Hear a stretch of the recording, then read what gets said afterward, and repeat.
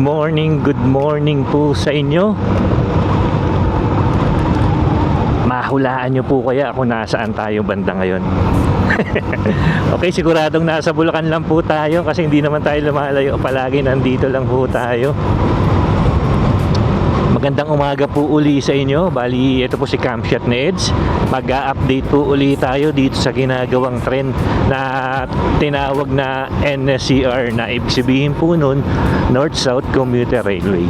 Bali, ito pong section ng Bulacan, mag-a-update po tayo, particular na po dun sa may Balagtas,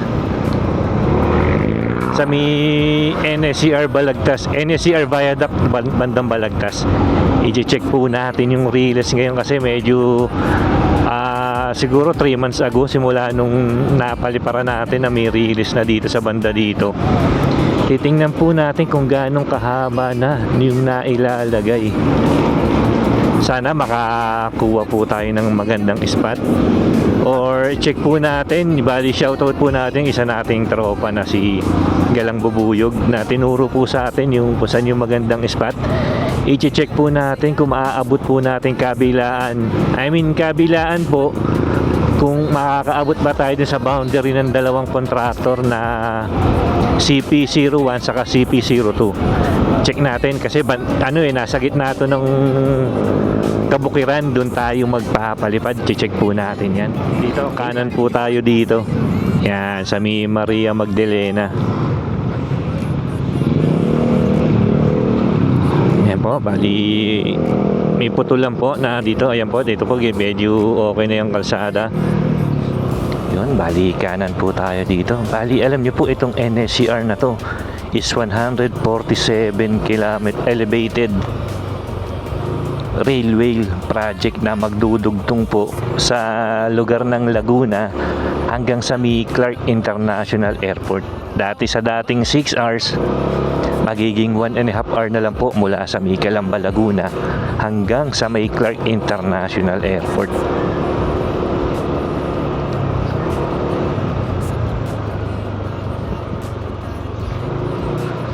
Ito na ngayon, ito po, kakaliwa po tayo dito. Ayan, makikita nyo po yung viaduct. Ayan po.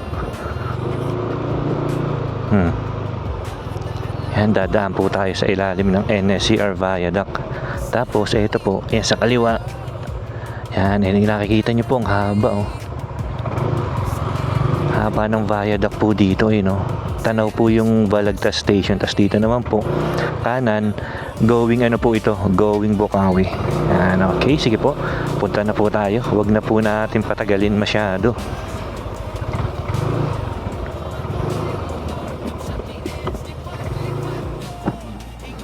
Okay, bali ito pong spot nito, nasa gitna po ito ng Kabukiran.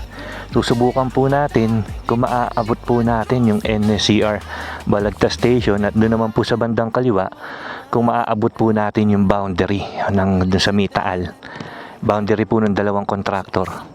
Titingnan po natin kung may nailagay na rin pong release doon sa banda doon. Okay, sige po, palipad na po tayo. Okay, magandang araw po sa inyo mga dads. This is Camshot Neds. Ang nakikita nyo po sa unahan natin ay ang NSCR Viaduct. Dito po yan sa may bandang Balagtas.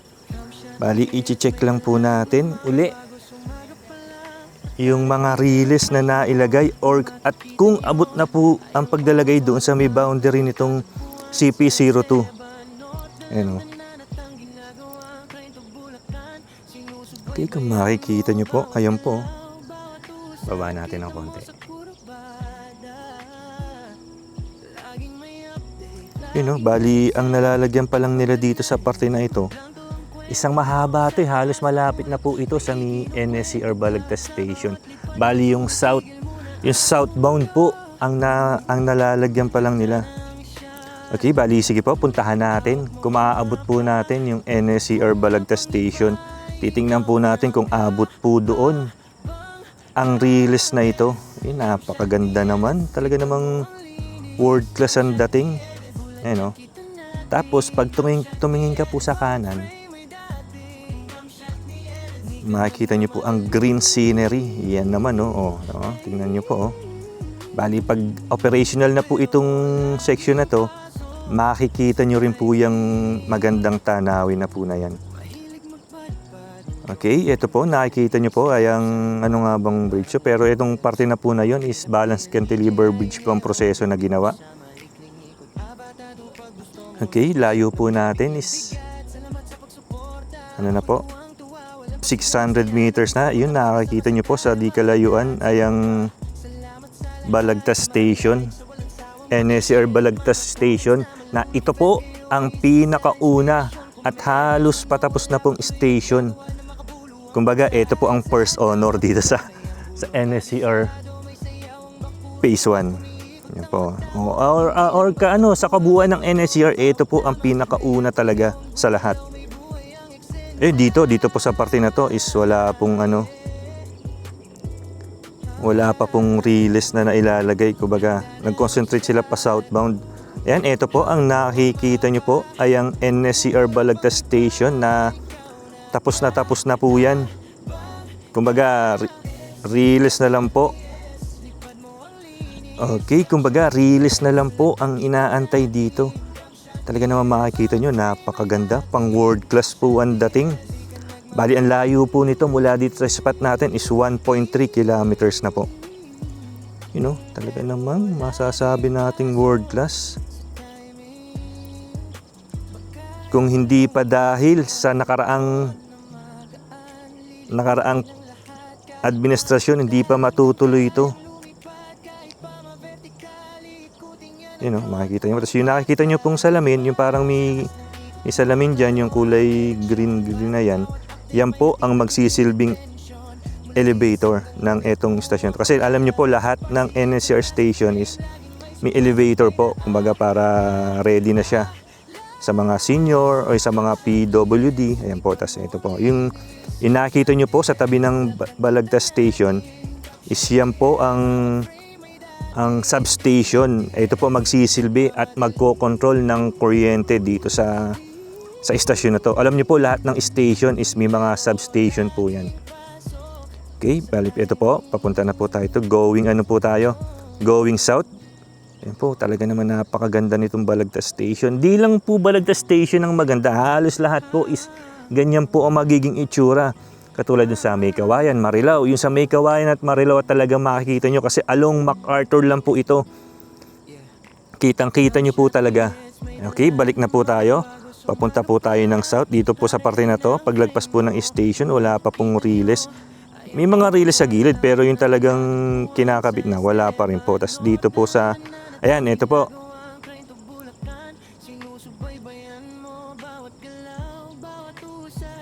Ayan po, makikita nyo. Ayan, yung yung establishment na yan, yung ano na yan sa gilid, substation din po yan dito sa may Balagtas. Okay, yan po, makikita nyo po sa di kalayuan is, ayan na po, mag-uumpisa na po yung riles. Ayan o. I-zoom po natin ng konti, mga 1 point yan, okay. Ayan po.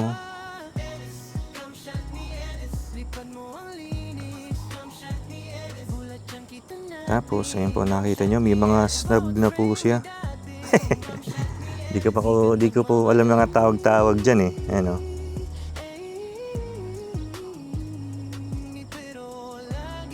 Gilid natin ng konti. Ayan, okay. Bali na 1 kilometer po. Pabalik na po tayo.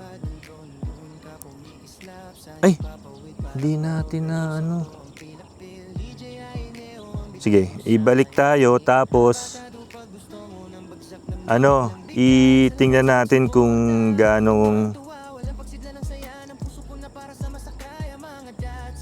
sukatin natin dito sa pamamagitan nitong distance dito sa drone kung gaano ng kalayo yung nailalagay. Yan, sukatin po natin kung masusukat natin. Yan, bali yung distance po na to.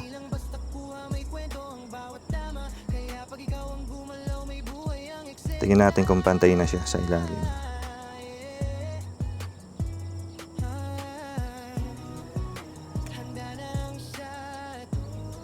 Yan, dito po, halos, ayan po.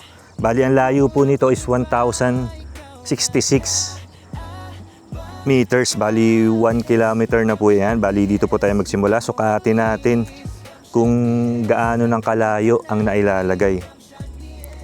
Okay, sige po, ipaanda rin na po natin, no? Nakikita nyo po. Bali magma-minus tayo ng 1066. Tapos pag nag-zero to, i-add naman natin yung pakabila. Ayos. Tama ba? Tama ba ang magiging computation natin? Yan, okay, nakikita nyo po, yun, no? Tuloy-tuloy lang po sila. Bali, ang tinatahak po ng drone natin is going Bukawi.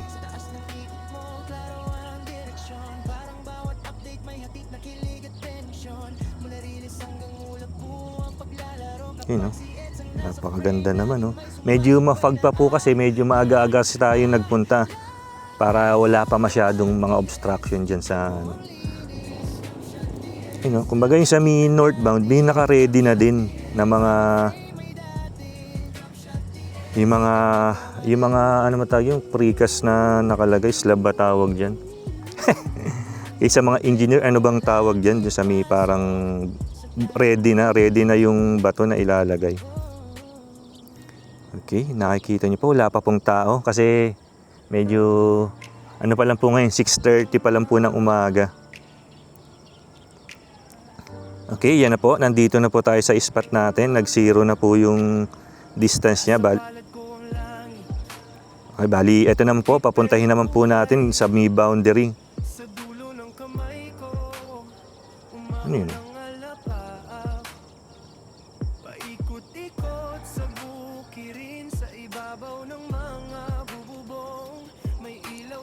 Check naman po natin kung naabot na po kung hanggang boundary na po ng dalawang contractor itong nailalagay po nilang release. Excuse.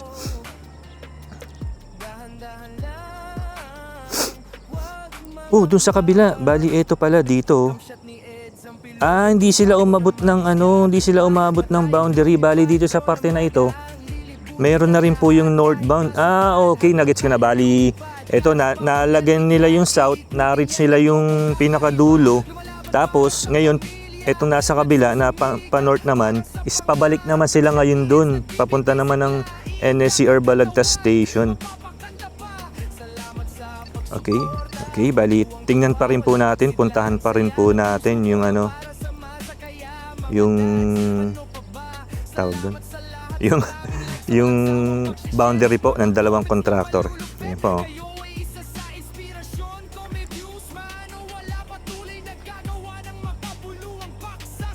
Yun, bali hanggang dito po. Bali sa kabila, 1066. Tapos, ito naman po, hanggang dito, 500. Bali, nakakaano na po sila. 1.6 mahigit. Okay, puntahan po natin kung maaabot natin yung boundary ng dalawang contractor.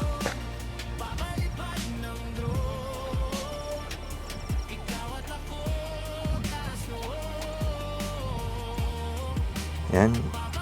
Bali, ayan na po yung sementeryo, yung sa may bandang kanan po, sa may taal na po yan. Umaabot po natin yung boundary, ayan po. Yan. Kumbaga, mapapansin nyo iba po yung kulay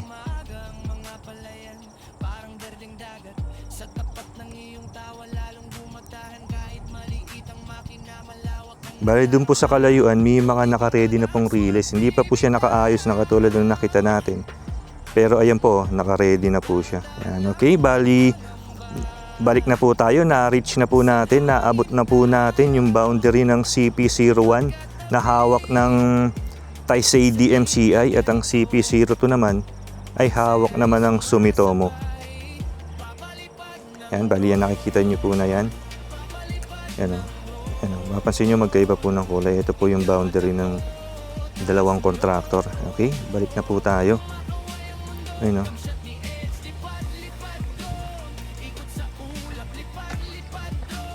Okay, nag-orange po yung signal. Pero ano lang, mas kasi maraming nakaharang na puno-puno kaya medyo nawawala po yung signal. Okay, bali ito po, towards NSCR Balagtas Station na po tayo. Nanggaling po tayo sa sa may boundary ng dalawang contractor. Yan po, makikita nyo po. Dito po sa parte na to. Dalawa na po, kabilaan na po, north and south na po ang nailalagay na riles. Ayan o. Yun, napakaganda naman. Bali nasa 1.6. Okay, bali nasa 1.6 na haba na po ang nailalagay. More or less mga ganun, 1.6 to 1.7 ganun. Yung, hindi natin ma-exact kasi nga sa drone lang natin sinukat, pero nasa ganun na po ang haba. Tapos bumalik po sila. Yun talaga namang napakaganda. Makikita nyo po sa kanan what a beautiful scenery. Yan, okay. Bali, kung naabot nyo naman po itong parte ng video na ito, makikisuyo naman po ako sa inyo na pakiclick naman po ang subscribe button dyan sa may bandang ibaba. Sabayan nyo na rin po ng notification bell para maging updated ka pa po sa mga susunod nating updates. Katulad po nito na mapapanganga po kayo sa view. Ayan na po. Balik na po tayo. Okay mga dads, nakita nyo po ang pagpapalipad natin dito sa NSCR Viaduct dito po sa may bandang Balagtas. Bali, na-check po natin yung riles. Kung hindi tayo nagkakamali, more or less mga nasa 1.6 kilometer na po ang nailalagay na nailalatag na mga riles. Tapos, pagdating nila dun sa dulo, bumalik po sila, nalagyan na rin po yung yung northbound. Bali, pabalik na po sila dito. Yun po yung nakita kong proseso na gagawin nila or ginawa nila kasi nung na-reach sila yung dulo, naglagay sila sa northbound tapos pabalik na po dito. Okay. Sige po. Eto na po tayo. Bali, hanggang dito na lang po tayo uli. Bali, sana po wag po kayong magsasawang manood dito sa mga update natin sa ginagawang NSCR. Okay po. Marami pong salamat. Bali, sige po, samahan niyo po ako hanggang makalabas ako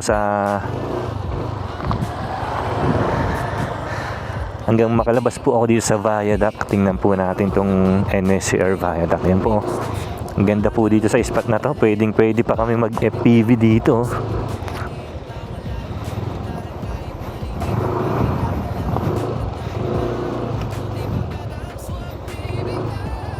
Oh, yun Oh.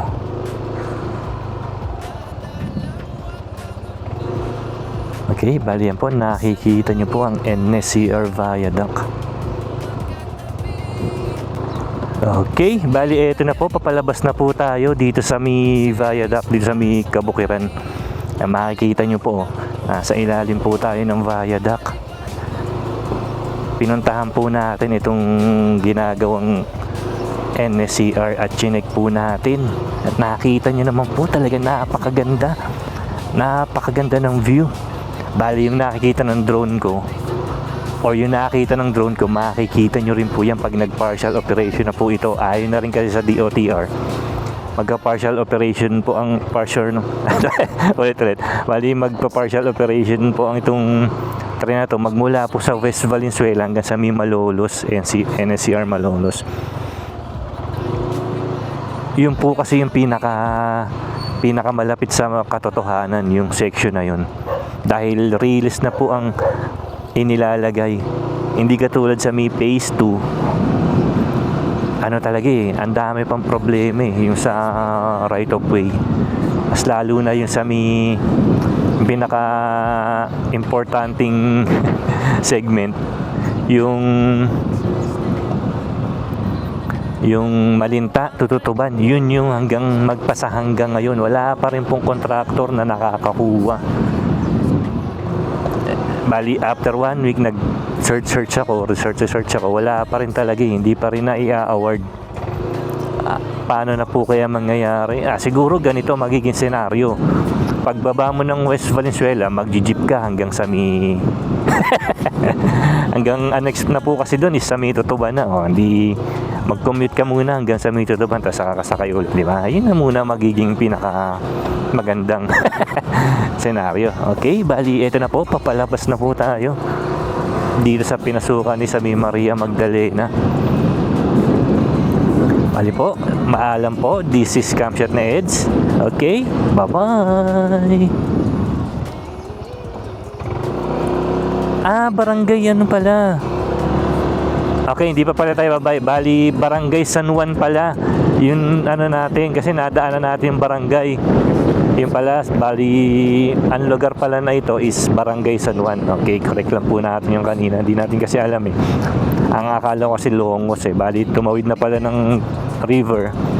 Ano na, Barangay San Juan na po. Okay, ito po talaga is hanggang dito na lang po talaga. Bye-bye!